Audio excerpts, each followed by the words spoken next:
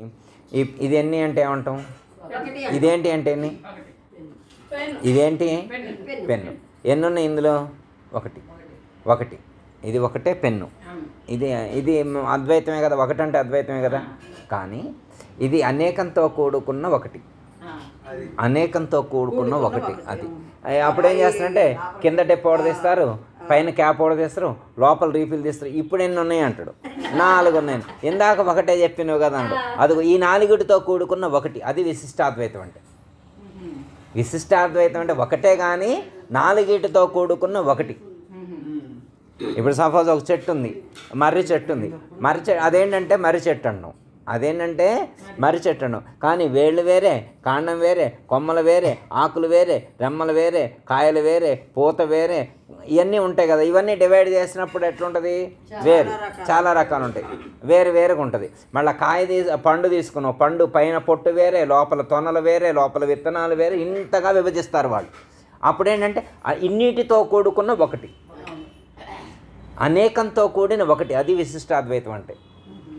కానీ ఇది రామానుజాచార్య వారి సిద్ధాంతం. కానీ శంకరాచార్య వారి సిద్ధాంతం ఒక్కటే, 2 లేనేలేవు, రెండు కావు, ఒకటి, 2 కాని ఒకటి. ఎవరు? వేరు. చిన్నజీరి స్వామి వారిది రామానుజాచార్య వారి పరంపర విశిష్టాద్వైతం.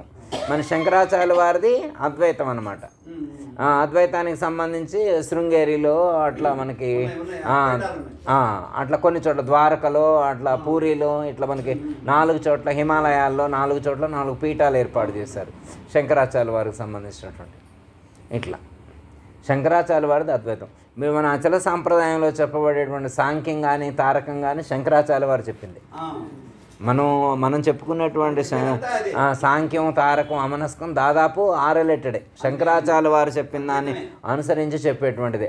మనం పరిపూర్ణాన్ని చెప్పేటువంటి సందర్భంలో, ఎరుకను నిరసన చేసేటువంటి సందర్భంలో, అప్పుడు మన శివరామ దీక్షితుల వారు చెప్పినటువంటి పద్ధతిలో ఎరుకను ఖండిస్తాం. అప్పటి వరకు కూడా వారు చెప్పింది కూడా ఒకటే, శంకరాచార్య వారు చెప్పింది. ఇప్పుడు మనం చెప్పేటువంటి సాంఖ్యం కూడా ఉపనిషత్తులకు సంబంధించింది. బ్రహ్మము నుండి అవ్యక్తము, అవ్యక్తము నుండి మహత్తు, మహత్తు నుండి మహదాంకారం నుండి పంచతన్మాత్రకులు, పంచతన్మాత్ర నుండి పంచమహాభూతాలు, పంచమహాభూతాల నుండి అఖిలం జగత్తు ఏర్పడిందను. ఇదంతా త్రిశికి బ్రాహ్మణ ఉపనిషత్తులో ఉందని చెప్పారు కదా. మరి అంటే త్రిశికి బ్రాహ్మణ వేదాంత శాస్త్రం శంకరాచార్య వారు చెప్పింది. అట్లా ఆ ఉపనిషత్తుల్లో చెప్పినటువంటి దాన్ని అనుసరించి సాంఖ్యం, ఇంకొక శాస్త్రంలో చెప్పిన దాన్ని బట్టి తారకాయోగాన్ని, ఇంకొక శాస్త్రంలో చెప్పినటువంటి దాన్ని బట్టి అమనస్కం, ఇట్లా అనేకమైనటువంటి శాస్త్రాల్లో చెప్పినటువంటి ఆ జ్ఞానాన్ని మనకు సమకూర్చి మనకు 4 విభాగాలుగా అందించారు జ్ఞానాన్ని. అయితే తెలుసుకోవటమే కష్టంగా ఉంటుంది. తెలుసుకున్న తర్వాత ఆచరించడం, ఆ స్థితిలో ఉండటం ఇంకా కష్టం. మామూలు కాదనమాట. తెలుసుకున్నంత తేలిక కాదు. మనం ఆ స్థితిలో ఉండటం అంటే తెలుసుకున్నంత తేలిక కాదు. ఇప్పుడు ఫర్ ఎగ్జాంపుల్ ఉంటుంది, అమనస్కము అన్నారు. తారకం తర్వాత అమనస్కం అను. అమనస్కం అంటే మనం ఏమనుకుంటాం? మనసు లేకుండా ఉండటమే అమనస్కం అనుకుంటాం. ఒక్క మాటలో కొట్టు, దేని మీద మనసు పెట్టకుండా ఉంటాం, ఇది అనుకుంటాం. అయితే అమనస్కము అంటే అఖండ జ్ఞానం కలిగి ఉండాలి. అమనస్కము అంటే ఏంటంటే అఖండ జ్ఞానం కలిగి ఉండటం అని అర్థం. అఖండ జ్ఞానం కలిగి ఉన్నటువంటి వాడికి అమనస్క స్థితి ఏర్పడిందని అర్థం. అఖండ జ్ఞానం కలగలవాడు. అప్పుడు మనసు లేదు. మనసు అనేటువంటి పరిధి క్లోజ్ అయింది. అక్కడ మనసు అనేటువంటి పరిధిని దాటిను. అప్పుడు మనసు లేదనమాట. మనసు లేనప్పుడు పరిమితి లేదుగా, పరిధి లేదు, అపరిమిత, అనంత. ఆ స్థితిని మనం పొందగలగాల. అప్పుడే మనకి చెప్తారు కదా, మనకి సమస్త ప్రాణులన్నింటి యందు ఆ చైతన్యాన్ని దర్శించగలిగేటువంటి స్థితి మనకు అమనస్క స్థితిలోనే వస్తాయి. ఇంకప్పుడు వెష్టిభావం ఉండదనమాట. ఇంకా మనకి వెష్టిభావం ఉంది అంటే ఇంకా మనకు ఆ స్థితి ఏర్పడలేదని అర్థం. అమనస్క స్థితి ఏర్పడలేదని అర్థం.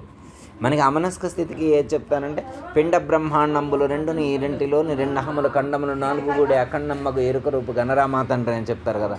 ఇది మనకి అమనస్క స్థితికి చెప్పినటువంటి కందార్థం. ఆ స్థితిని పొందితే మనకి అమనస్క స్థితి కలిగినట్టు అర్థం.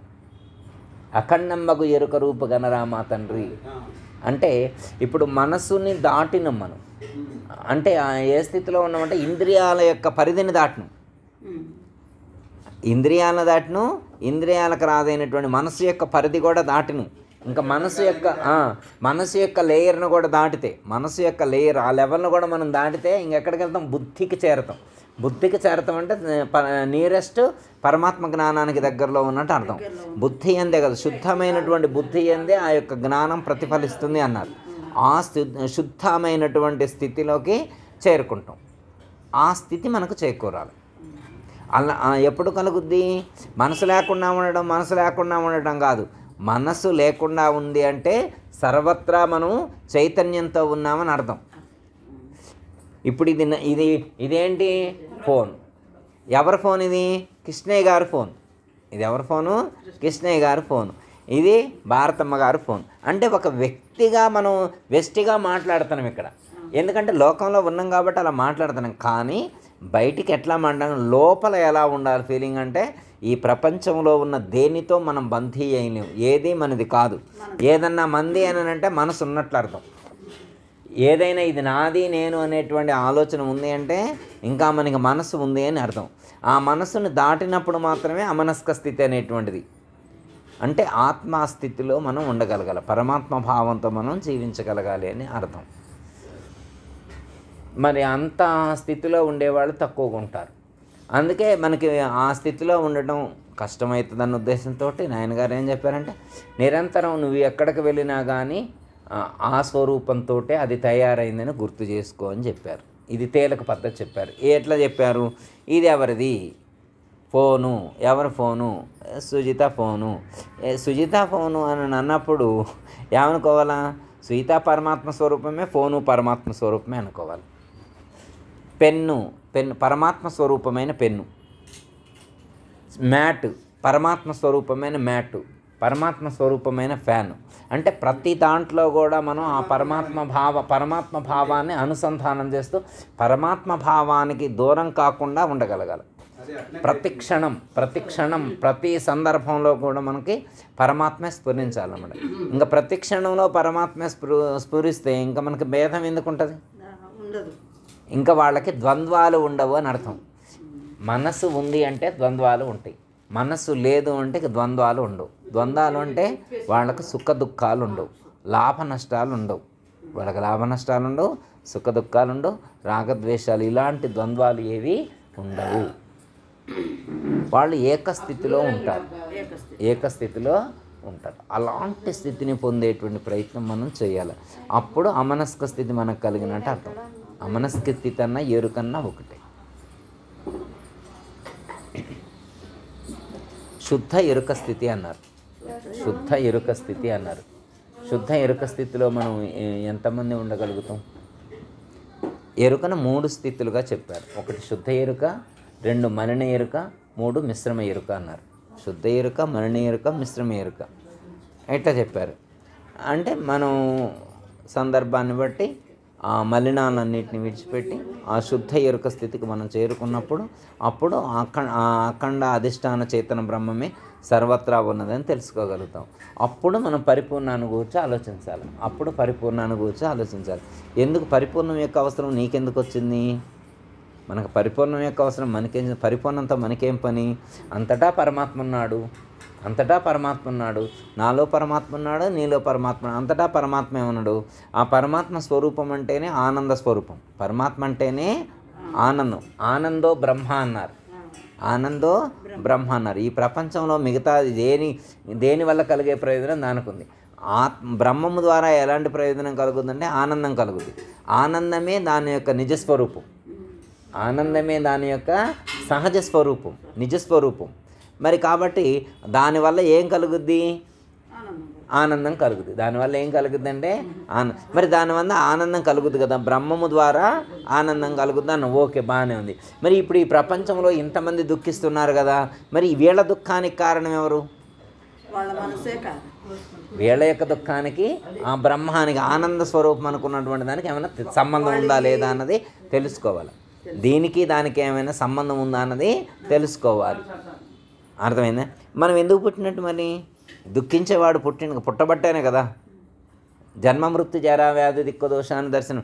పుట్టడం వల్లే నీకు వ్యాధులు వచ్చినాయి, వృద్ధాప్యం వచ్చింది, మృత్యు వచ్చింది, ఇవన్నీ వచ్చినాయి, అప్పులైనవి, అనారోగ్యం చేసింది, పిల్లగాడు చూడట్లేదు, పిల్ల చూడట్లేదు, డబ్బులు పోయినాయి, ఇవన్నీ రకరకాల ప్రాబ్లమ్స్ అన్నీ రావడానికి కారణం ఏంటి? పుట్టడం వల్లే. పుట్టకపోతే ఏ ప్రాబ్లం ఉండదు కదా. మరి నిన్ను పుట్టించింది ఎవరు? నువ్వు ఎవరైనా కానీ నీ అంతటి నువ్వు పుట్టాలని ఎప్పుడన్నా అనుకున్నావా? నువ్వైతే అనుకో. ఈ ప్రపంచంలో ఎవరు వాళ్ళంతా వాళ్ళు పుట్టాలని ఎవరు అనుకోలే. ఎందుకు పుట్టారో వాళ్ళకి తెలియదు. ఎందుకు తెలుసా మనకి? ఏమైనా పుట్టే ముందు తెలిస్తే మనం మంచిగా ఎట్లెందుకు పుడతాం?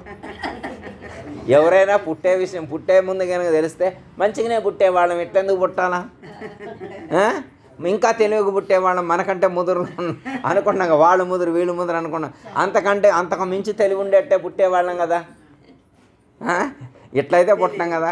ఇప్పుడు వాళ్ళు నన్ను మోసం చేసి నిన్ను మోసం చేసిన నీకంటే తెలివి అట్లయితే పుట్టాం కదా. మనల్ని ఎవరో పుట్టించారు. మరి ఆయన ఎందుకు పుట్టించాడు అది తెలుసుకోవటం కోసమే అన్వేషణ.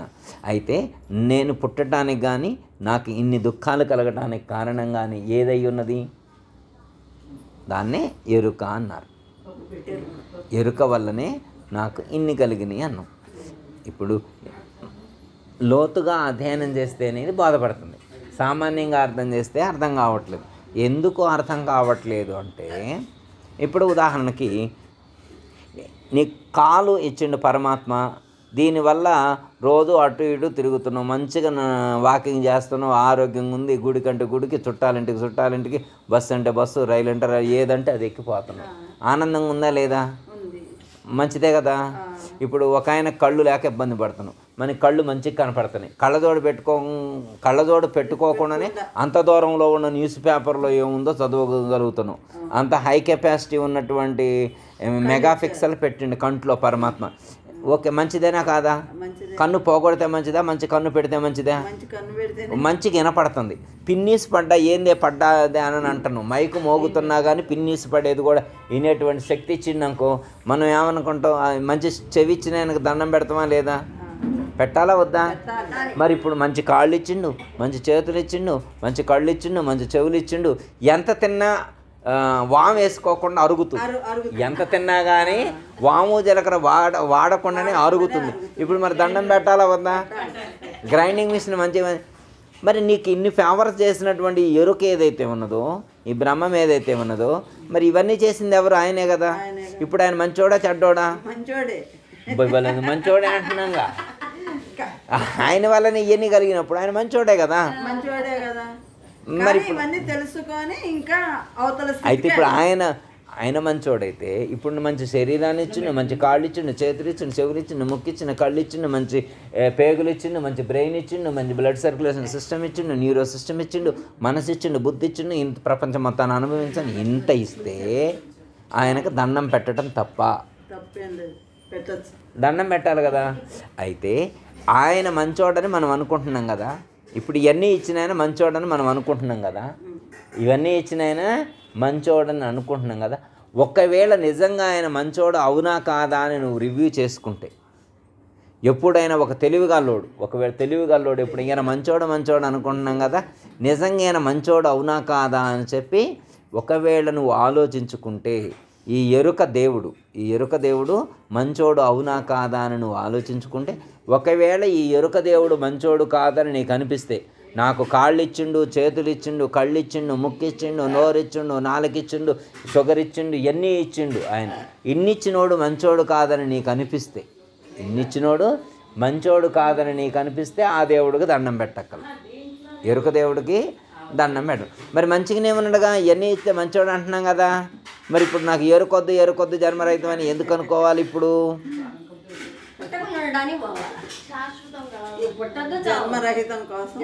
అయితే ఇవన్నీ ఇచ్చింది కానీ ఇవన్నీ ఇచ్చినా కానీ వీటి వల్ల నాకు పూర్తి సుఖం కలగట్ల.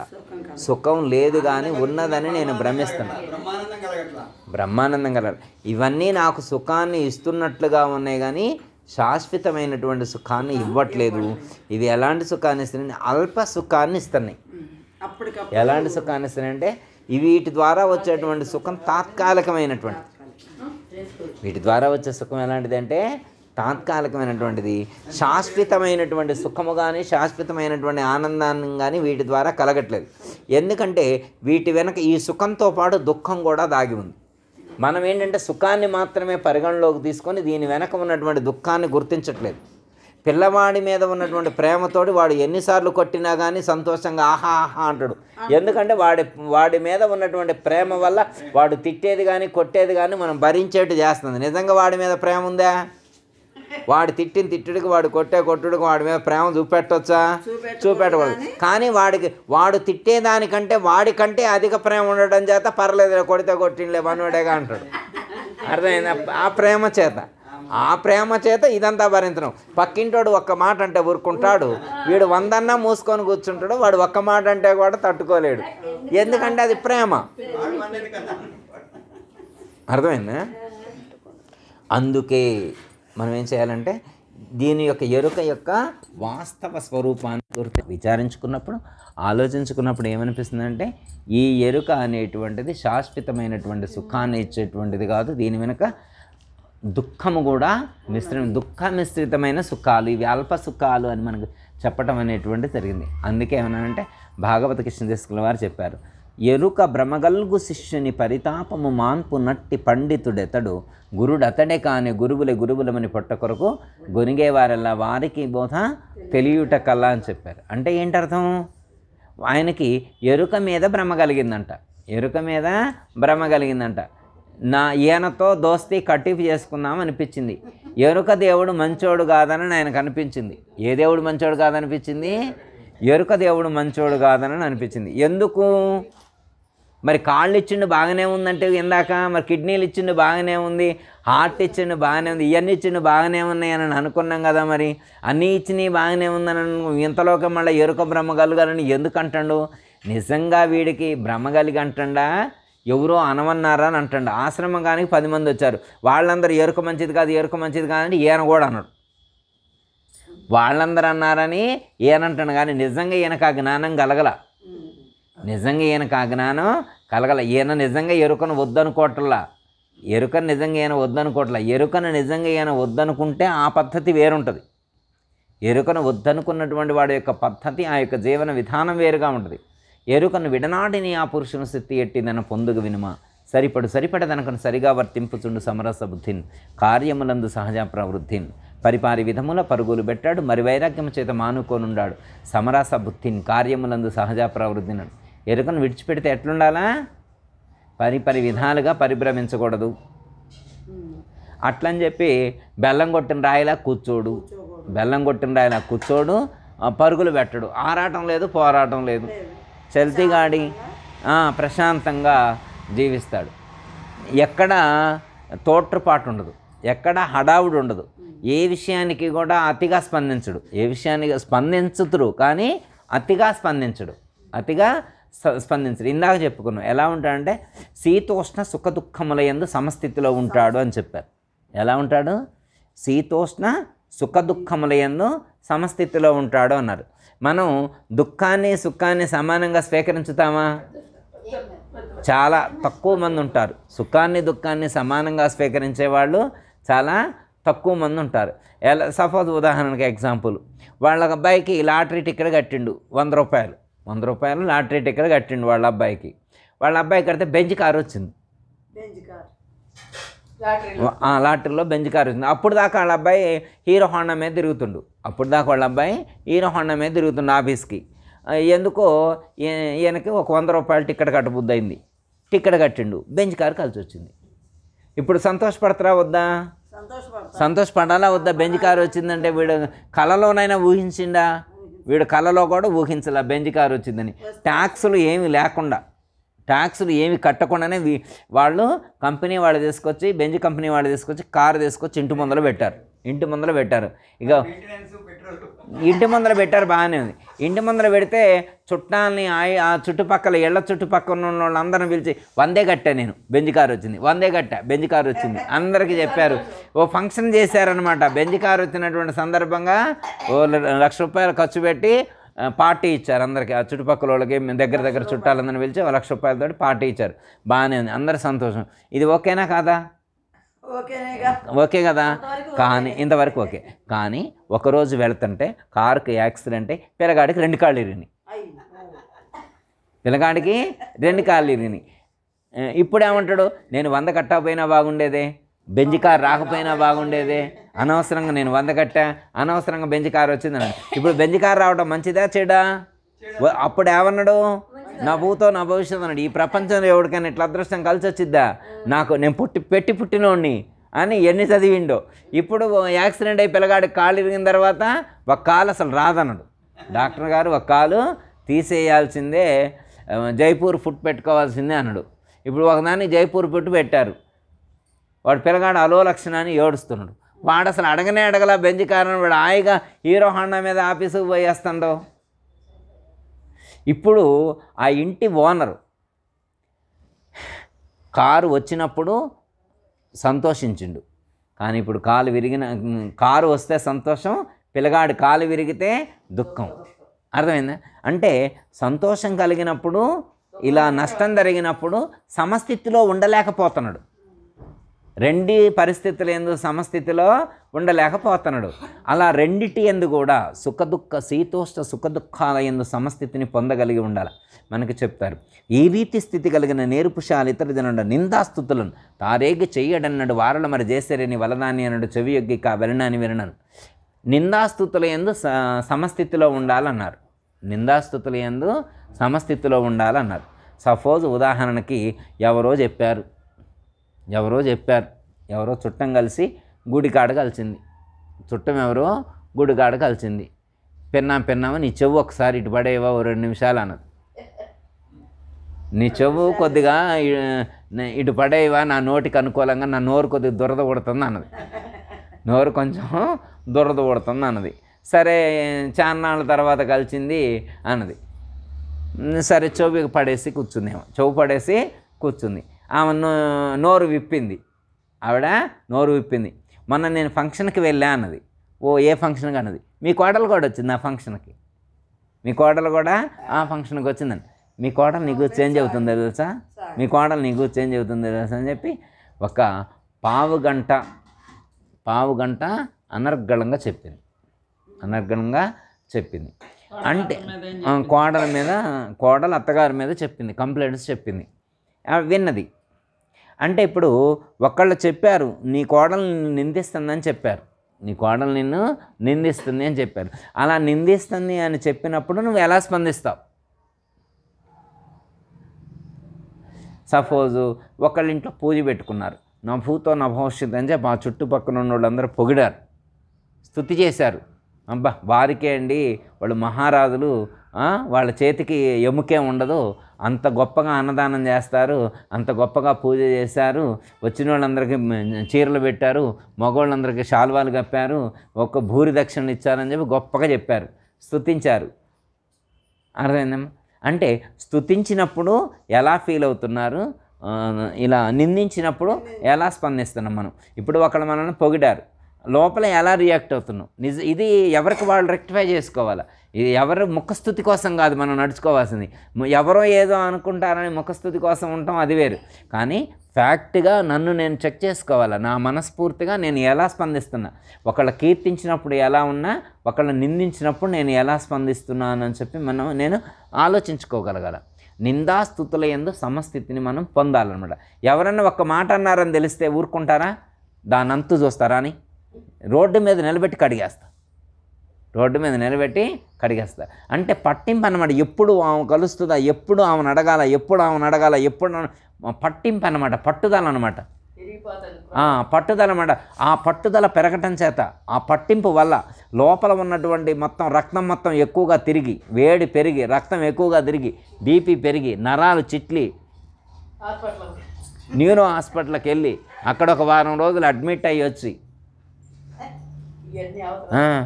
పంతాములేలనే మనస ప్రభునిమ్యనామా చింతాన చేయవే మనస, పంతాములేలనే మనస అని మనం ఎంతమంది చెప్పగలుగుతారు? పంతాములేలనే మనస విడిచిపెట్టవేనాయన, ఈ లోకం అన్న తర్వాత మంచి ఉంటుంది, చెడు ఉంటుంది.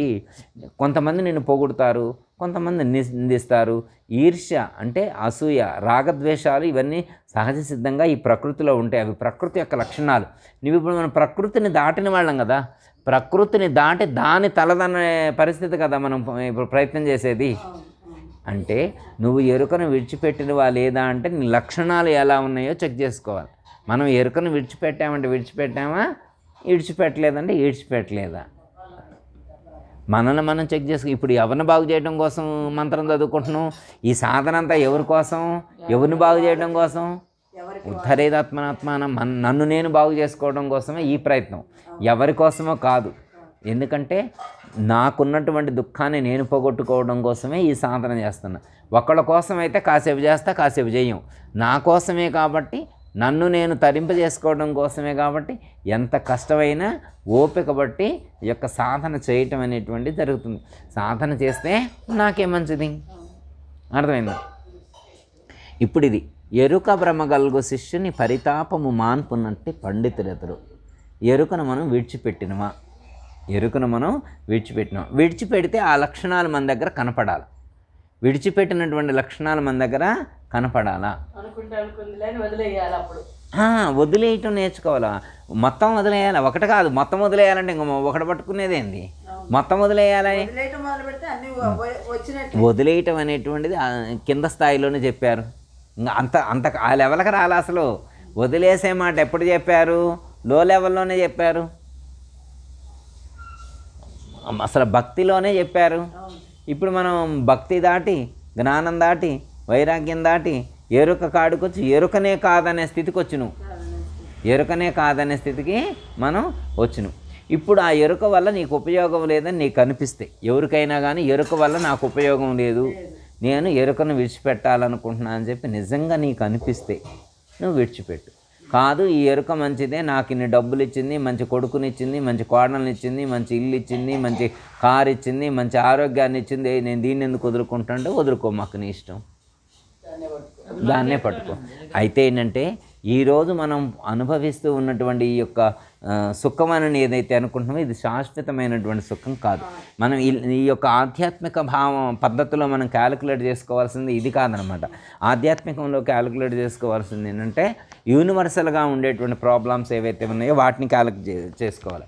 అంటే ఈ సమాజం మొత్తానికి యూనివర్సల్గా అనుభవించేటువంటి ప్రాబ్లమ్స్ కొన్ని ఉన్నాయి, అవి మనం కూడా అనుభవిస్తూనే ఉన్నాం. కాకపోతే ఏంటంటే దీని మీద మమకారంతో వాటిని ఓవర్టేక్ చేస్తున్నాం, వాటిని గుర్తించట్లా. మనకి చెప్తారు కదా నాయనగారు కూడా, ఆధ్యాత్మిక తాపము, అధిభౌతిక తాపము, అధిదైవిక తాపం అని త్రివిధ తాపాలు చెప్పారు. ఎన్ని రకాల బాధలు ఉన్నాయి మనకి? 3 రకాల బాధలు ఉన్నాయని చెప్పారు. ఫస్ట్ బాధ అది భౌతిక తాపం అనుకుందాం. భౌతిక తాపం అంటే వేరే శరీరాల వల్ల మన శరీరానికి ప్రాబ్లం, వేరే శరీరాల వల్ల మన శరీరానికి ప్రాబ్లం. ఏమిటా ప్రాబ్లం? దోమ వచ్చి కుట్టింది, ఈగొచ్చి వాలింది, వైరస్ వచ్చి వాలింది, ఇలా వేరే ప్రాణుల వల్ల మనకు కుక్క గరిసింది, పాము గరిసింది, తేలు గరిసింది, ఈ రకరకాల ప్రాబ్లమ్స్ వేరే ప్రాణుల వల్ల, వేరే జంతువుల వల్ల మనకు ఇబ్బంది కలగటం. ఎంత ఇబ్బంది! ఇప్పుడు ఎంత కోటీశ్వరుడైనా కానీ కరోనా వస్తే ఉంటాడా? ఎంత కోటీశ్వరుడైనా కానీ ఆరోగ్యం డ్యామేజ్ అయితే పోవాల్సిందే. ఇది అంటే వేరే శరీరాల ద్వారా వచ్చే ప్రాబ్లమ్స్. ఇది కాక రెండోది, వేరే శరీరంతో సంబంధం లేకుండా మన శరీరం లోపలే వ్యాధులు ఏర్పడటం, మన శరీరంలోనే రుగ్మతలు ఏర్పడటం. ఈ మన శరీరంలో వచ్చే వ్యాధుల సంగతి మనకి తెలుసు, కొత్తగా వేరే చెప్పక్కల ఎన్ని ప్రాబ్లమ్స్ ఉన్నాయన్నట్టు. ఇప్పుడు మనకు ప్రత్యక్షం కనబడే ఎక్కువ మంది ఈ లోకం మొత్తాన్ని ఏలేదు. ఇప్పుడున్నటువంటి లోకాన్ని ఏలేటువంటిది ఏంటంటే డయాబెటీస్ ఒకటి, షుగర్ ఒకటి, బీపీ ఒకటి, థైరాయిడ్ ఒకటి, ఇప్పుడిప్పుడే క్యాన్సర్ కూడా ఫామ్ అవుతుంది అనమాట. ఎక్కువ మందికి క్యాన్సర్. ఇవి అంటే ప్లాస్టిక్ వాడకం ఎప్పుడైతే పెరిగిందో క్యాన్సర్ కూడా పెరుగుతుంది, లివర్ ప్రాబ్లమ్స్ వస్తున్నాయి, కిడ్నీ ప్రాబ్లమ్స్ వస్తున్నాయి, న్యూరో ప్రాబ్లమ్స్ వస్తున్నాయి, ఇట్లా వస్తున్నాయి. ఇవన్నీ ఎక్కడ వస్తున్నాయి? బయట వాటి వల్ల లోపలే ఆల్రెడీ పుట్టినాయి. లోపల ఎందుకు పుట్టింది? గత జన్మ కర్మవశాన, పూర్వజన్మ కృతం పాపం వ్యాధి రూపేణ పీడ్యతే అన్నారు. అంటే ఏంటి అర్థం? కృతం కర్మ అంటే గత జన్మలో చేసినటువంటి కర్మ వ్యాధి రూపంలో వస్తుంది. ఊరికనే వస్తుందా మనకి మోకాలు నొప్పి, మనం ఊరికనే వచ్చింది పిన్న మోకాలు నొప్పి ఊరికనే వచ్చిందండి. ఊరికి వచ్చిద్దా? దానికి ఏం పని లేదా? కొన్ని డబ్బులు ఇచ్చి వచ్చిద్దా? అది ఊరికేం రాలా. ఎందుకు వచ్చిందంటే మనం గత జన్మలో చేసినటువంటి కర్మ వల్ల ఆ కర్మ ఫలితాన్ని అనుభవించటం కోసం మనకు ఈ ప్రాబ్లం రావటం అనేటువంటిది జరిగింది. వ్యాధి రూపంలో మనకి ఆ యొక్క కర్మ అనుభవింపచేసేటువంటిది వచ్చి మనతోటి కర్మ అనుభవించేటువంటి ఇప్పుడు 2 రకాల ప్రాబ్లమ్స్ ఉన్నాయి. ఒకటి వేరే శరీరాల ద్వారా మన శరీరాలకు ఇబ్బంది కలగటం, అలాగే మన శరీరంలోనే రుగ్మతలు ఏర్పడి ప్రాబ్లమ్స్ రావడం. 3వ రకమైనటువంటి ప్రాబ్లమ్స్ ఏంటంటే ఇది కూడా యూనివర్సల్గా ఉండేటువంటిది. ఎండ వల్ల, చలి వల్ల, వర్షం వల్ల, పిడుగులు పట్టడం వల్ల, తుఫాన్ల వల్ల, ఈ సునామీల వల్ల, ఇలా భూకంపాల వల్ల, వీటి వల్ల ప్రాకృతికమైనటువంటి దైవీ సంబంధమైనటువంటిది వీటిని ఏమనంటే అధిదైవిక తాపాలు అన్నారు. ఆదిదైవిక తాపాలు అన్నారు.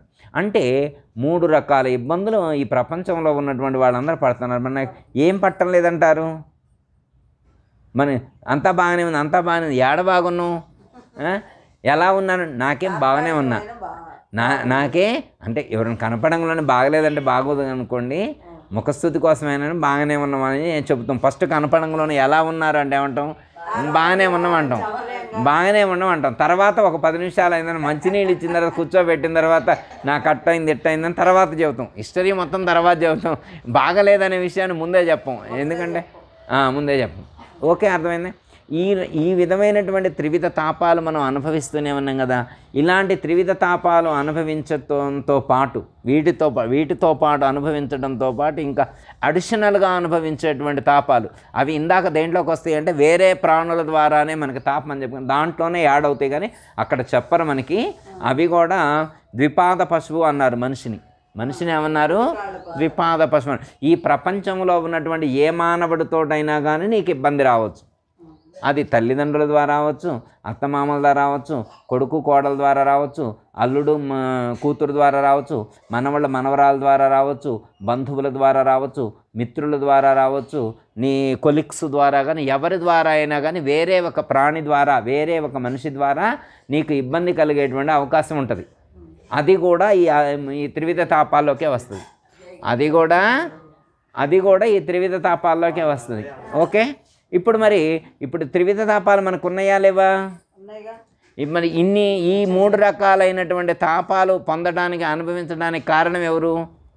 ఈ 3 రకాల తాపాలు మనకి ఎందుకు వచ్చినాయి? పూర్వజన్మ సుకృతం వల్ల మనం పుట్టడం వల్ల వచ్చినాయి. ఈ లోకంలో మనం పుట్టడం వల్ల వచ్చినాయి ఇవన్నీ. ఎందుకు పుట్టామంటే పూర్వజన్మ కర్మవశానే పుట్టడం వల్ల ఇవన్నీ అనుభవించాల్సినటువంటి పరిస్థితి వచ్చింది. కాబట్టి నేను మళ్ళీ పుట్టకుండా ఉండాలంటే ఏం చేయాలి?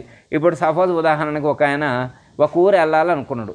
ఒక అటవీ ప్రాంతంలో ఉన్నటువంటి ఊరు వెళ్ళాలనుకున్నాడు. ఆ బస్సు ఎక్కితే ఆ బస్సులో ఆ ఊరికి వెళ్ళేసరికి నడుము నొప్పి వచ్చింది. అక్కడికి వెళ్ళిన తర్వాత 3 జండు బాములు కొనుక్కొని రాసుకుంటే కొద్దిగా సెట్ అయింది. అంత ప్రాబ్లం పడ్డాడు. మళ్ళీ వాళ్ళు చుట్టాలతో పెళ్ళి అన్నారు. మళ్ళీ పోతరా? పోడు. ఎందుకంటే అన్ని ఇబ్బందులు కలగడానికి కారణమైనటువంటి ఆ ప్రయాణం ఇక చేయడు. తనకు ఎన్నో ఇబ్బందులు కలిగినాయి ఇంతకుముందు ఆ మార్గంలో ప్రయాణం చేసినప్పుడు ఎన్నో రకాల ఇబ్బందులు కలిగినాయి కాబట్టి మళ్ళీ ఆ మార్గంలో ప్రయాణం చేయడు. అంతే కదా. ఓకే, మరి ఇప్పుడు ఈ లోకంలోకి వచ్చాం కదా, మరి ఇన్ని ఇబ్బందులు పడుతున్నాం కదా. ఇన్ని ఇబ్బందులు పడటానికి కారణం ఏంటి? ఈ ప్రయాణం చేయటం వల్లే కదా.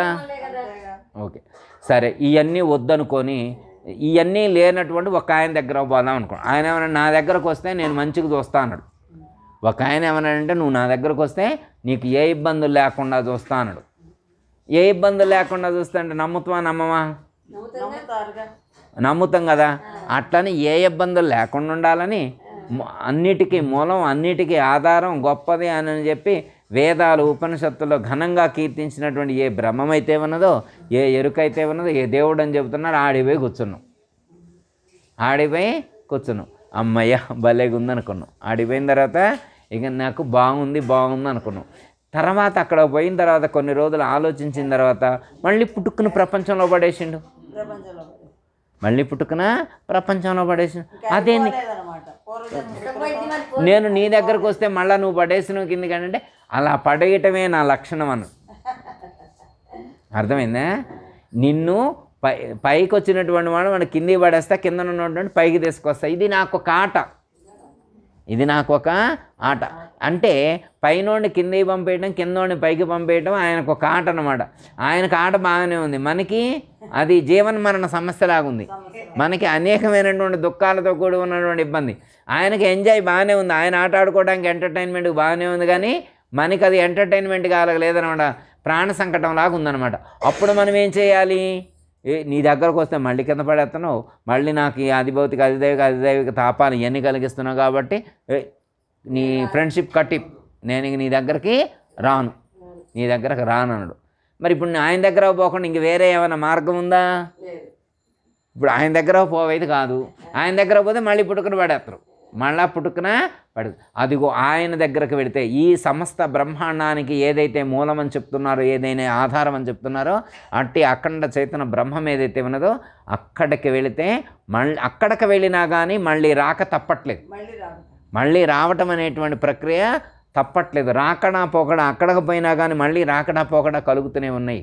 కాబట్టి ఏం చేయాలంటే రాకడా పోకడా లేనటువంటిది ఏదైనా ఉంటే తెలుసుకుందాం. మళ్ళీ అలాంటి ప్లేస్ ఏమైనా ఉంటాయి. ఇది ఇక్కడికి వెళ్తే మాత్రం మళ్ళీ రాకడా పోకడా ఉంది. అందుకని దీని మీద నీకైతే నేను నీ దాన్ని జారను, నీ ఫ్రెండ్షిప్ చేయను, నీతో కటీఫ్, నీతో నేను కటీఫ్ అన్నాడు. అర్థమైందా? అదే నీతో కటీఫ్ అనేటువంటి దాన్ని ఎరుక భ్రమగల్గు శిష్యుని పరితాపము మాన్పునట్టి పండితులతో. అప్పుడు గురువుగారి పరిపూర్ణ గురువు దగ్గరకు వచ్చి, ఓ గురువుగారు నీకు దండం పెడతా గురువుగారు, ఆ ఎరుక భ్రాంతిని నాకు విడిపించండి, నాకు ఆ ఎరుక వద్దు, ఆ ఎరుక దేవుడి వల్లనే నాకు ఇన్ని చిక్కులు వచ్చినాయి, ఇన్ని ఇబ్బందులు వచ్చినాయి. ఎందుకంటే ఆ ఎరుక దేవుడే నాకు జన్మిచ్చిండు, నాకు కర్మిచ్చిండు, అనేకమైనటువంటి దుఃఖాలను కలిగించింది కూడా ఆయనే. కాబట్టి ఆయనతో నాకు ఫ్రెండ్షిప్ వద్దు, కటీఫ్ చేయండి అనండి. అప్పుడు గురువుగారు ఈ యొక్క పరిపూర్ణ బోధను అందించడం అనేటువంటి జరిగింది. వీడు లోకంలో ఉన్న సాధనలని పూర్తి చేస్తే అడిగిపోయిండు. లోకంలో చెప్పబడిన సాధన చతుష్టయ సంపత్తి ఉంది కదా, సాధన సంపత్తి గల సాధకుడు ఒకనాడు. వీడు ఎలాంటి వాడంటే అన్నీ సాధనను పూర్తి చేసి సద్గురువు యొక్క సన్నిధికి చేరితే అప్పుడు సద్గురువు ఏ సాధన లేని బోధ ఎరిగింతు పోకు, మరిగితే రాకు, ఏ సాధనల జోలి ఏనొల్ల నన్ను నీవు బాస చేసితివేని పరిపూర్ణ బోధను ఎరిగింతు. నువ్వెటు పోవద్దు నాయన, నీకు పరిపూర్ణ బోధ చేస్తాను, దానికి నువ్వు ఏం చేయాల్సిన అవసరం లేదు. మిగతా ఈ లోకంలో జన్మరహితం కావాలంటే ఏ సాధన చేయాల్సినటువంటి అవసరం లేదు. సాధన చేస్తే మళ్ళీ జన్మకు రావాల్సిందే. ఎందువల్ల సాధన చేస్తే జన్మకి ఎందుకు రావాలంటే సాధన వలన ఫలితం ఉంటుంది. సాధన వలన పుణ్యమో పాపమో ఏదో వస్తుంది. సత్కర్మ సాధన చేస్తే పుణ్యం వస్తుంది, దుష్కర్మ సాధన చేస్తే పాపం వస్తుంది. నువ్వు సాధన అంటూ చేస్తే అది పుణ్యమో పాపమో ఏదో ఒకటి ఖచ్చితంగా వచ్చి తీరుతుంది. కాబట్టి సాధన వల్ల మళ్ళీ జన్మకు రావాలి. కాబట్టి నీకు ఏ సాధనలు లేనటువంటి నువ్వు మళ్ళీ అక్కడికి వెళ్ళిన తర్వాత గురువుగారు మరి ఏ సాధనలు లేది పోదా అన్నారుగా, మరి మంత్రం ఏమన్నా చదువుకునేది ఉంటుందా? ఇప్పుడు సాధనలు ఏమీ లేవన్నారు కదా, మరి మంత్ర సాధన ఏమన్నా చేయాలంటారా? మరి ఏదో గురువుగారు మన ఈ మధ్యన ఎక్కడో ద్వాదశి షోడశి పంచదశి అని ఏదో 3 మంత్రాలు సాధన చేయాలా, 3 మంత్రాలు చదవాలంటున్నారు. మరి ఆ 3 మంత్రాలు సాధన కిందికి వస్తాయా, సాధన కిందికి రావా? మరి మంత్రం చదవడం అంటే సాధనే కదా, మంత్రం చదవడం అంటే సాధనేగా. మరి మీరు ఏ సాధన లేదు అని అన్నారు, మళ్ళీ 3 మంత్రాలు చదవాలంటున్నారు, ఇదేంది గురువుగారు అని మళ్ళీ అడిగిండు. తెలివి కలిగినోడు అడిగిండు మళ్ళీ మంత్రం చదువుకోవాలా. ఇంతకుముందు ఏదో మంత్రం చదివినా, ఇంతకుముందు నేను ఒక మంత్రం కాదు చాలా రకాల మంత్రాలు చదివి ఇక మంత్రాలు నాకు వద్దని చెప్పి నీ దగ్గరకు వచ్చా. మంత్రాలు చదవడం వల్ల ఉపయోగం లేదని, మంత్ర ధ్యానం చేయటం వల్ల కూడా జీవబ్రహ్మైక స్థితి కలిగింది, కానీ దానివల్ల కూడా ఉపయోగం లేదనే కదా నీ దగ్గరకు వచ్చింది. మళ్ళీ నువ్వు మంత్రం చదవమంటే కదా వెనకటి గోతులో పడేసినట్టే కదా నన్ను తీసి అని చెప్పింది. అప్పుడు మంత్రం చదవద్దు నాయనా, మంత్ర అర్థానికి అనుగుణంగా జీవించు, మంత్రం బట్టి చదివేది కాదు. ఏ సాధన లేని బోధనే మంత్రాలు బట్టి జపమాలు పట్టుకొని అలా చదువుకునేది కాదు. పరిపూర్ణ బోధనలో చెప్పబడిన మంత్రాలు నెమర వేసుకునేవి కావు. వాటి యొక్క అర్థాన్ని తెలుసుకొని మంత్రాన్ని గురువు ద్వారా మంత్రాన్ని విని ఆ మంత్ర అర్థానికి అనుగుణంగా నువ్వు నడుచుకోవాలి, చరించాలి. 3 మంత్రాలు ఉన్నాయి కదా, ద్వాదశి, షోడశి, పంచదశి. ఈ 3 మంత్రాల్లో ఏది గొప్పది?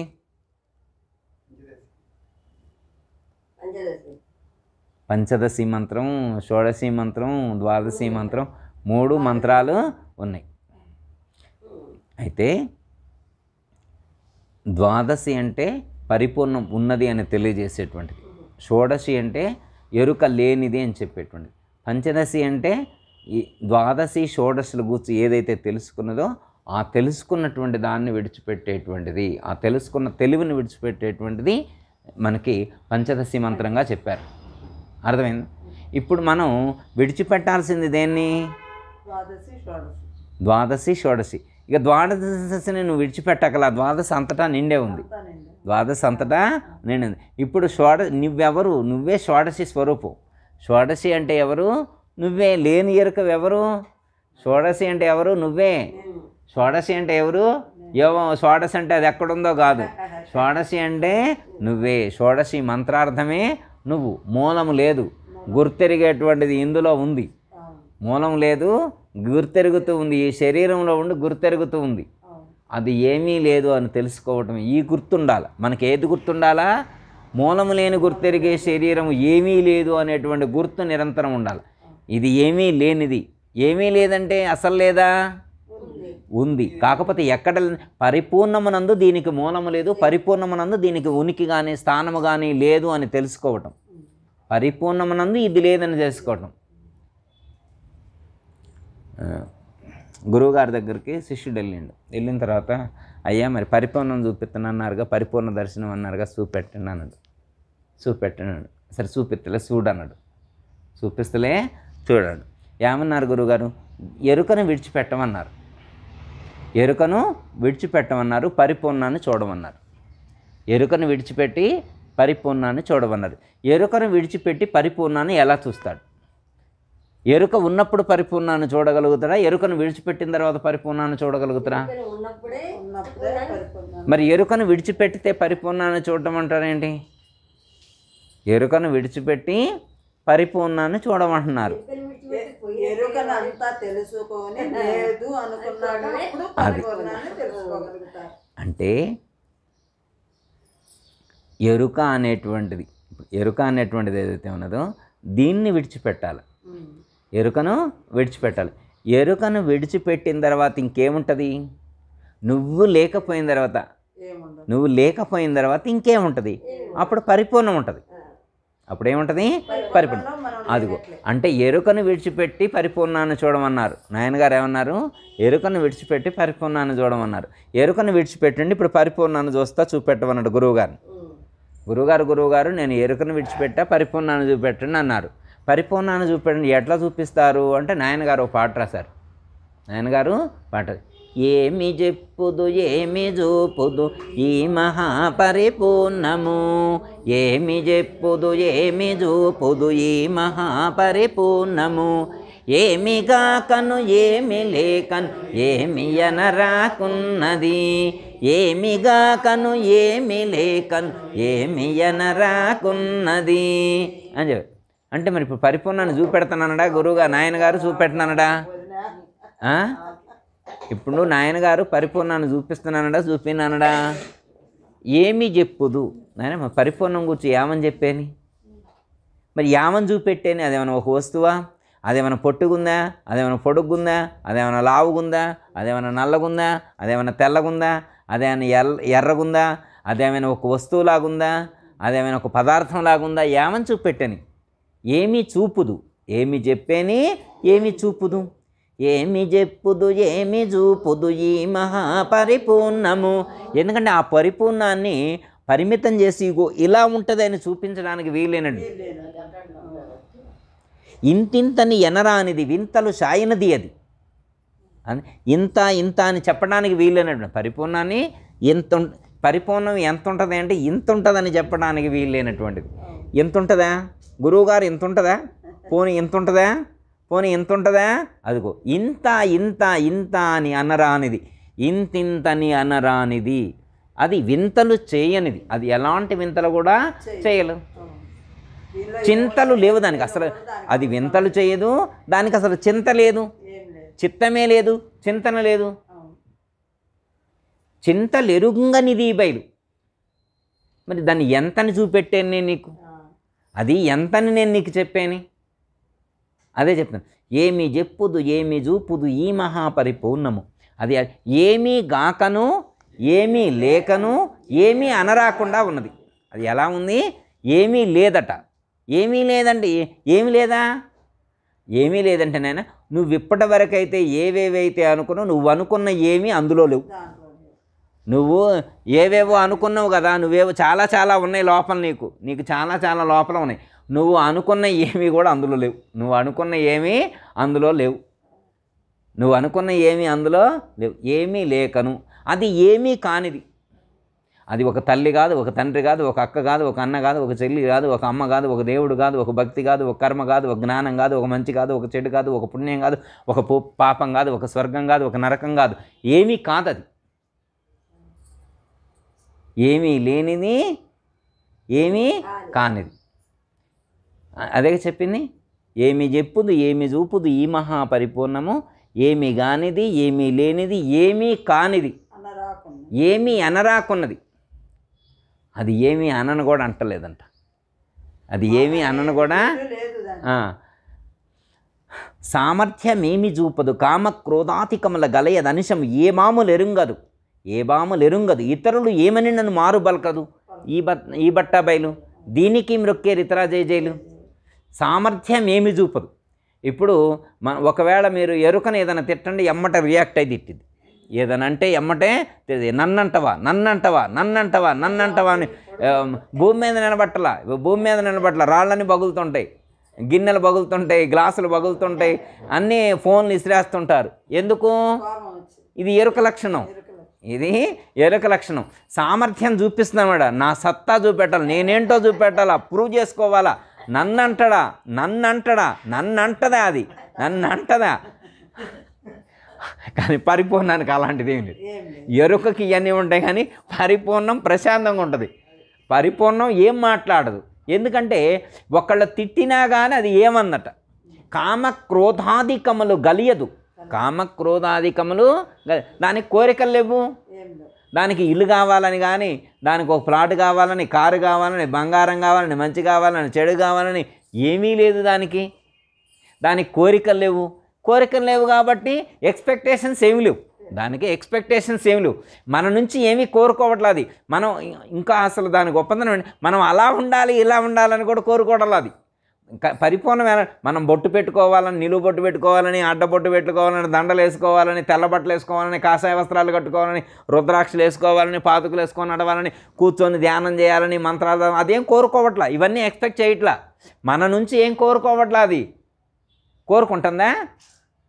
అసలు మన నుంచి ఏమీ కోరుకోవట్లేదని దాని కోపమే లేదు. నాయనగారు కందార్థాల బోధలు చెప్పారు. ఓ పరిపూర్ణమాను ముదనష్టంగాను అని తిడితే అది ఏమందట? నాయనగారు చెప్పారుగా, ఓ పరిపూర్ణమాను ముదనష్టంగాను అని అన్నారు. అంటే నువ్వు తిట్టినా కానీ దానికేం కాదు, అది స్పందించదు. అదే మీరు ఎరకని తిట్టండి ఊరుకుంటుందేమో. నువ్వు ఒకటంటే నేను 3 అంట. సాయంత్రం మా ఫ్రెండ్ను కూడా తీసుకొని వస్తా, ఫ్రెండ్ను కూడా తీసుకొచ్చి డబల్ తిడతాం. ఎరుక లక్షణం ఇది. కానీ పరిపూర్ణానికి అలాంటి లక్షణమే లేదు. ఏమీ అనరాకున్నది. పరిపూర్ణం ఏమీ అనరాకుండా ఉన్నది. ఏమీ అంటలేదట. అది ఏమీ అంటది. ఇప్పుడు పరిపూర్ణాన్ని చూపెట్టారు. ఇట్లా చూడమన్నారు. ఏమి చెప్పుదు ఏమి చూపుదు ఈ మహాపరిపూర్ణము. ఏమి గాకను ఏమి లేకను ఏమి అనరాకున్నది. అమ్మ ఇవన్నీ చెప్పారు. ఇక చూడన్నారు. చూడంటే ఇటు చూస్తుండు. ఎడన కనపడిద్దాం, ఏం కనపడిద్దామని చూస్తున్నావు. మరి చూస్తే కనపడేదే, కంటికి కనపడేదే. నువ్వు కంటికి కనపడకపోతే చూశాను నువ్వెట్టన్నావు. కంటికి కనపడకపోతే మరి పరిపూర్ణ దర్శనం అయిందంటాడే. ఎలా అంటాడు? మరి పరిపూర్ణ దర్శనం అని ఎవరు చెప్పారు నీకు? నువ్వు చెప్పిందేనా కాదా? నాకు పరిపూర్ణ దర్శనం అయిందమ్మా. నాకు పరిపూర్ణం దర్శనమైంది. పరిపూర్ణ నువ్వు ఎలా దర్శించావు? ధ్వని మొదలకు తన్మాత్రలు కనుగొనగా లీష్టమైనగా అనిపించని చోటును బట్ట బయలుగాగని. ధ్వనిముఖ తన్మాత్రలున్న దాన్ని ఎరుగను, దాన్ని ఎరుగకను. కనీరెంట్లో దేన్ని ఎరుగకను. పరిపూర్ణానికి 6 లక్షణాలు లేవట. పరిపూర్ణానికి ఎన్ని లక్షణాలు లేవు? 6 లక్షణాలు లేవట. ఎరుకకు 6 లక్షణాలు ఉన్నాయి. ఎరుకకు ఎన్ని లక్షణాలు ఉన్నాయి? 6 లక్షణాలు ఉన్నాయి. ఏమిటంటే, ఒకటి శబ్దము, స్పర్శము, రూపము, రసము, గంధము. ఈ 5టిని ఎరిగేటువంటి ఎరుక, తెలివి. ఈ 5టిని ఎరిగే ఈ 6 ఉన్నాయి. దేనికి? ఎరుకకు. ఈ ఎరుకకు 6 ఉన్నాయి. ఒకవేళ ఎవరైనా పరిపూర్ణాన్ని చూడాలంటే ఈ 6టిని వదిలిపెడితే చూడొచ్చట. పరిపూర్ణాన్ని చూడాలనుకున్న వాళ్ళు ఏం చేయాలా? ఈ 6టిని వదిలిపెట్టి చూస్తే పాయ. ఈ 6టిని వదిలిపెట్టి చూస్తే పాయ. ఒక ఆయన పరిపూర్ణాన్ని చూద్దామని పోయిండట. పరిపూర్ణాన్ని చూద్దామని పోయిండట. పరిపూర్ణాన్ని చూడాలంటే ఏం చేయాలన్నాడు. ఏం లేదు నాయన, ఈ 6 వదిలిపెడితే చాలు చూడొచ్చు అనంట.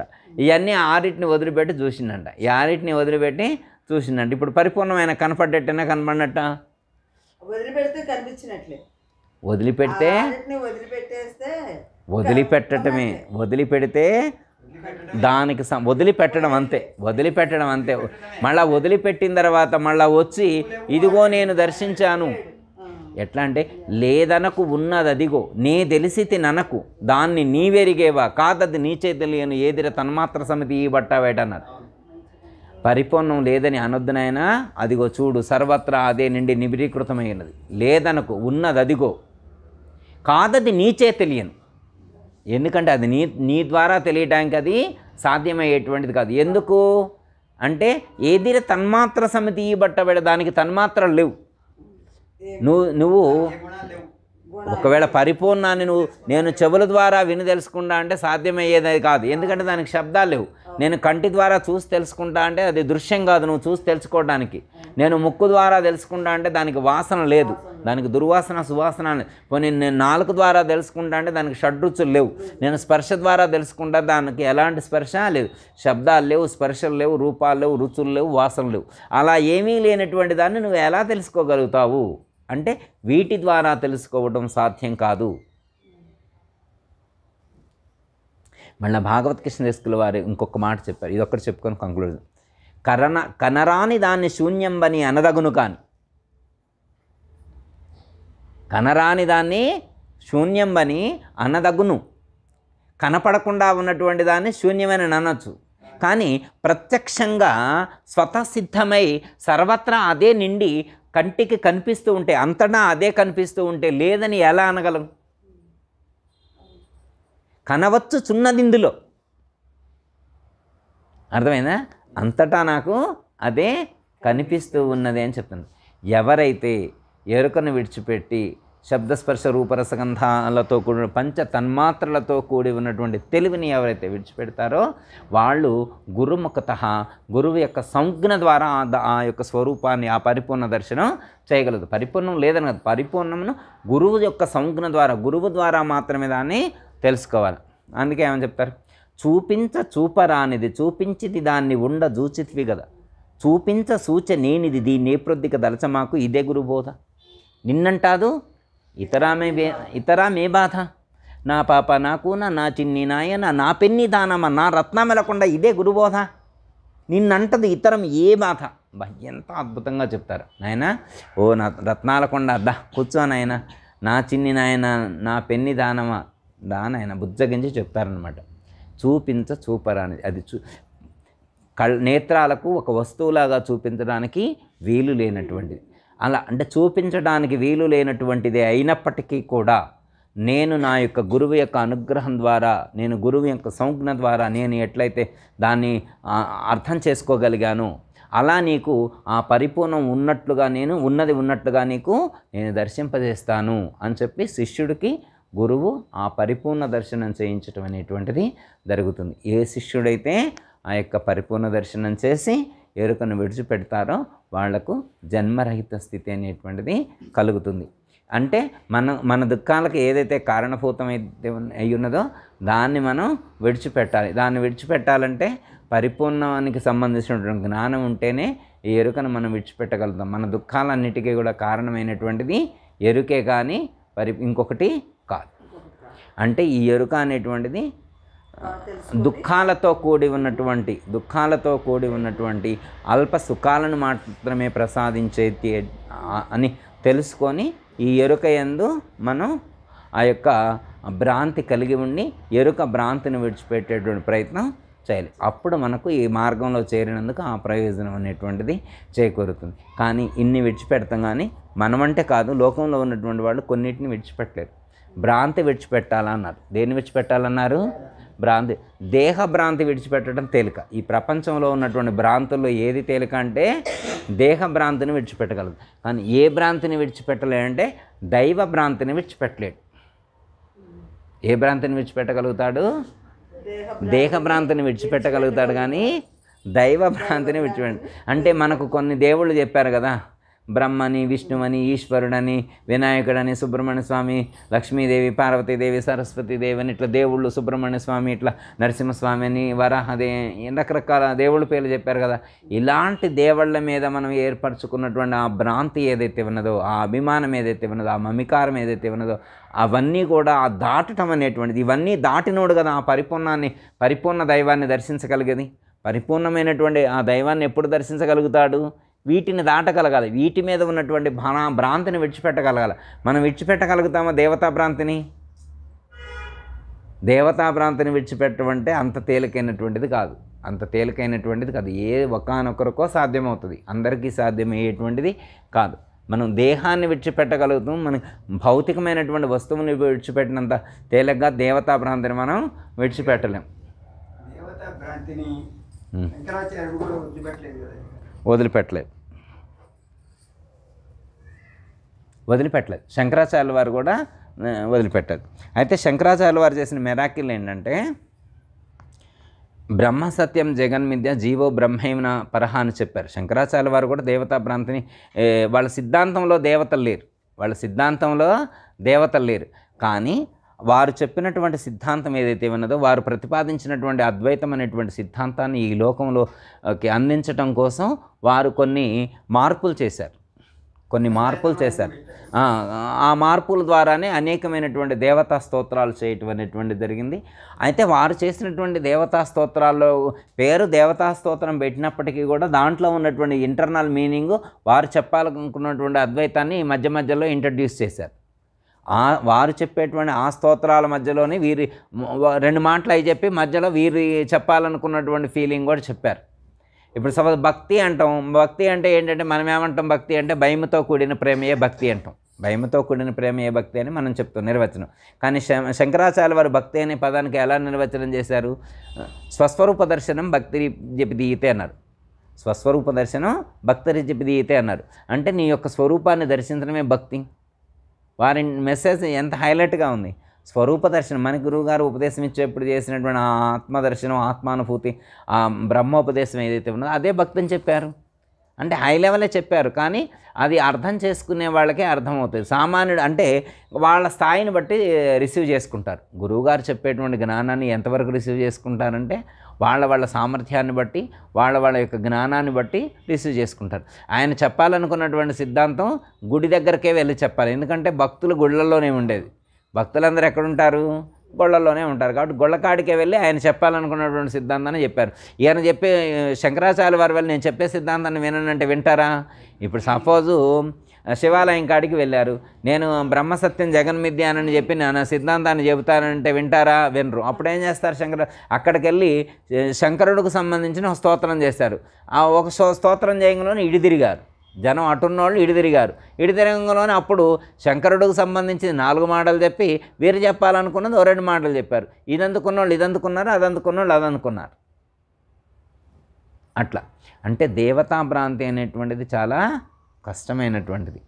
ఎందుకంటే అది ఏ ఒకానొక్కడికో సాధ్యమయ్యేటువంటిది. ఇప్పుడు మనం ఉన్నాం, చిన్న ఎగ్జాంపుల్ ఒకటి చెప్తా. రామకృష్ణ పరమహంస వారు ఉన్నారు. రామకృష్ణ పరమహంస వారికి మోక్షం కావాలి అనుకున్నాడు. మోక్షం కావాలి అని ఉన్నాడు. అంటే ఒక మామూలుగా ఒక మోటు పద్ధతిలో చెప్తా. అయితే ఎవరనంటే నువ్వు నీ ఇష్టదైవం ఎవరన్నాడు? కాళికాదేవి అన్నాడు. కాళికాదేవి లేకుండా నేను లేనన్నాడు. కాళికాదేవిని లేకుండా నువ్వు కాళికాదేవిని చంపితే నీకు మోక్షం వస్తుంది అన్నారు. కాళికాదేవిని చంపితే, మామూలు మాట వాళ్ళ, కాళికాదేవిని చంపితే కాళికాదేవిని చంపటమా అంటే నీవు కాళికాదేవిని నీ లోపల ఆ భావాన్ని నువ్వు లోపల నుంచి తీసేస్తే నీకు మోక్షం వచ్చినట్టే. ఎందుకంటే నువ్వు ఎక్కడ బందీ అయ్యను, కాళికాదేవి అనేటువంటి పదానికి బందీ అయ్యను, ఒక శక్తికి బందీ అయ్యను, ఒక చోట నువ్వు బందీ ఆ బంధాన్ని కూడా తెంచుకోవాలి. ముక్తి కావాలనుకున్నటువంటి వాడు ఎక్కడా బందీ అయ్యి ఉండకూడదు, ఎక్కడా బందీ కాకుండా ఉండేటువంటి, ఎక్కడా తాను కనెక్ట్ అయ్యి ఉండకూడదు. అన్ని బంధాలను తెంచుకునేటువంటి ప్రయత్నం చేయాలి. సపోజ్ ఉదాహరణకు మనం ఉన్నాం అనుకోండి, అంటే వినటానికి కొంచెం ఇబ్బంది అనిపించినా కానీ సత్యం అలాగే ఉంటుందన్నమాట. ఇప్పుడు మనం అన్ని భ్రాంతులు విడిచిపెట్టాలన్నారు, గురువు యందు ఉన్న భ్రాంతిని కూడా విడిచిపెట్టాలన్నారు అనుకోండి, వదిలిపెట్టగలుగుతాం. గురువు గారిని విడిచిపెడితేనే నీకు జన్మరహితం అవుతానని అన్నాను అనుకో, ఇది ఒప్పుకుంటారా సమాజం? ఒప్పుకుంటారా? అంటే నువ్వు కూడా ఒక రూపానికి ఒక నామానికి బంధీ అయినావు కదా. ఇప్పుడు నామరూపాలు లేనటువంటిది అన్నారు కదా, దేవుణ్ణి నిన్ను ఎరగవు నీవిప్పటికి ఎట్టివాడో నే తెలిపేదా, నీకు అవర్రి బోధన ఎందుకు, కావున దేవుణ్ణి ఇదిగో కనుగొనవయి, నామరూప కర్మ లేవయి, ఆయనకి నామం లేదు రూపం లేదు. మనం రోజు ఒక ఫోటో పెట్టుకొని ఒక నామాన్ని చెప్పుకుంటూనే ఉన్నావుగా, శ్రీమదఖండ సచ్చిదానంద రహిత నిత్య పరిపూర్ణ అచల గురు చదువుకుంటూనే ఉన్నాం కదా.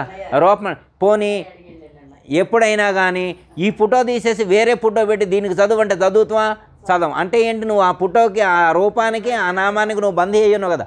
అలా ఒక రూపానికి ఒక నామానికి బందీ అయ్యి ఉండటం కూడా బంధహేతువే, అది కూడా నీకు జన్మకు కారణమే, అది కూడా భ్రాంతిలో ఒక భాగమే. దాన్ని కూడా దాటగలగల. ఎక్కడా బందీ అయి ఉండకూడదు. ఏ నామానికి, ఏ రూపానికి, ఏ వస్తువుకి, ఈ ప్రపంచంలో ఉన్నటువంటి ఏ పదార్థానికి కానీ దేనికి కూడా బంధీ కాకుండా ఉండాలి. అన్ని బంధాలను విడిచిపెట్టినటువంటి వాడు మాత్రమే అన్ని భ్రాంతులను విడిచిపెట్టినటువంటి వాడు అవుతాడు. ఏమీ అనుకోకూడదు. ఇక అనుకోవటానికి లేదుగా అక్కడ. అనుకోవటం దాటిన స్థితి కదా, అనుకోవటం దాటిన స్థితి అది. ఇప్పుడు ఎలాంటి దేవుణ్ణి పొందమన్నాడు? నామరూప కర్మ లేవోయి, నామరూప కర్మ నీవా దేవునిలోన నిన్ను లెస్స వెతికి నన్ను నావాలి ముచ్చాటి అడుగోయి తెలిపేదా. నువ్వు ఇప్పటివరకైతే ఏదైతే గొప్పదనని నువ్వు అనుకున్నటువంటి దాన్ని ముందు వదిలిపెట్టిన తర్వాత యువతలు అప్పుడు చెబుతా నీకు ఈ మాట. నువ్వు అది వదిలిపెట్టి వచ్చిన తర్వాత చెప్తానడు. అందుకనే ఏమన్నారంటే ఇది మన వల్ల అయ్యేది కాదు, ఇది మన వల్ల అయ్యేది కాదు. అందుకనే గురువుగారు యుక్తి ఇక్కడ ఏంటంటే, గురువుగారు ఏమంటారంటే శక్తితోటి యుక్తితోటి మనల్ని తరింపచేసే ప్రయత్నం చేస్తారు. మనల్ని తరింపచేయడానికి ఏం చేసేవారు? యుక్తిని ఉపయోగించమన్నారు, యుక్తిని ఉపయోగించమన్నారు. అందుకనే కర్తృత్వరహిత కర్మాచరణ సాధన చేయమన్నారు. అది అంటే మనం కర్తృత్వం లేకుండా నువ్వేదైనా చేసుకో, నువ్వేదైనా దండం పెట్టుకో, కర్తృత్వాన్ని విడిచిపెట్టు. కర్తృత్వాన్ని విడిచిపెట్టి ఈ యొక్క కర్తృత్వ రహిత కర్మ సాధన ఎవరైతే చేస్తారో, కర్తృత్వరహిత కర్మాచరణ ఎవరైతే చేస్తారో వాళ్లకు ఏది అంటదు, వాళ్ళు బంధరహితులై ఉంటారు, భ్రాంతరహితులై ఉంటారు. అవును అవును. అందరికీ జై గురు. మరిన్ని ఆధ్యాత్మిక రహస్యాల కోసం అచల బోధ, ఆత్మబోధ, భగవద్గీత, అలాగే పండుగల్లో దాగిన అర్థాలు, అంతరార్థాల కోసం మరియు యోగము, ధ్యానము మొదలైన అనేక ఆధ్యాత్మిక తెలుగు ప్రవచనాల కోసం క్రింద ఉన్నటువంటి రెడ్ కలర్ సబ్స్క్రైబ్ బటన్ను క్లిక్ చేయండి. అలాగే ప్రక్కనే ఉన్నటువంటి గంట సింబల్ను నొక్కండి. అలాగే ఈ వీడియో మీకు నచ్చినట్లయితే లైక్ చేయండి మరియు షేర్ చేయండి.